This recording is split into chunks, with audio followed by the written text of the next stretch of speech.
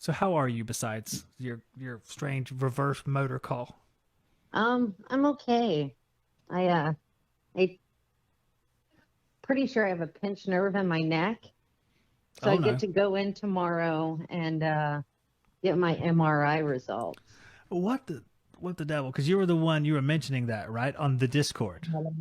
Yeah. Yes, I was on the Discord earlier reading some of your stuff. So it said this was all because of what was it? Some was it that same motor that caused this problem? Not the same motor, but a different one. That would be something. This motor has got to go. Yeah. Oh yeah, blower motor followed by old condenser fan motor. So what happened that made you strain yourself working on these motors? Just so people Uh would know to avoid this activity. just they were the blower motor was 15 years old in a package unit and it was just all rusty. I cleaned it as best I could. I couldn't get my motor puller to work.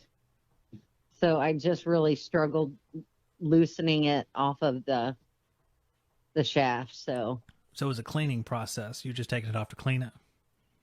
no, I had to change the motor. Okay.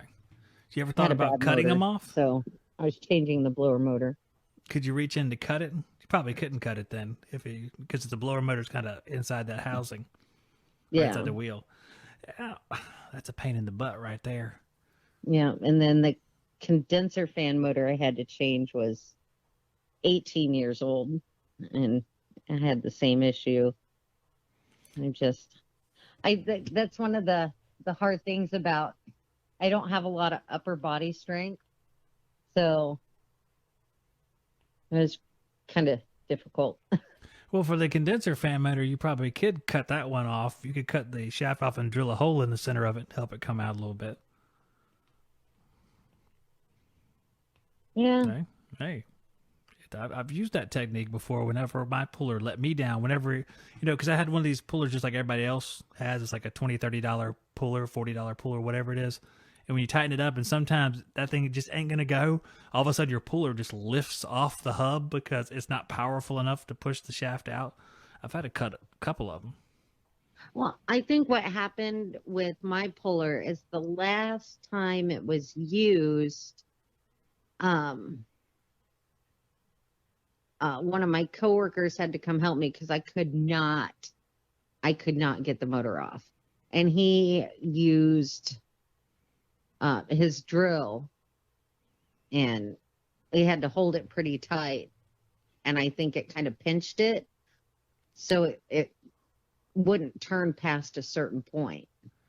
So when you say drill, was he using like an impact? Yeah.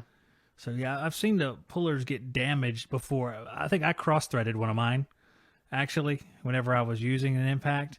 It was just so powerful the puller, I guess the quality of the puller wasn't high enough and it caused it to either cross-thread or twist a little bit and it was just useless after that. Yeah. So that's probably what happened with this. But on that second one, the old man was so nice. He's like, I have a vise. You can try using my vise to loosen it. He's like, I'm just sorry that you have to go through this. You bring the vice over, man. Hit it And with your then I car. get it on and it won't work. It was bad out of the box. Are you serious? Yes. Okay. All right. Who's this company that made this fan motor that caused this pain in your life? Who is it? Oh, I don't even remember. Want to spare their feelings? I respect you, Jessica. I don't even remember. Anyway, half of them are no name anyway. It don't matter. Yeah. Well, that kind of stinks. I've only had one fan motor bad on startup, and it was actually in a Nordyne unit. It started Oh, up, and it was just nothing. I was like, you got to be kidding me.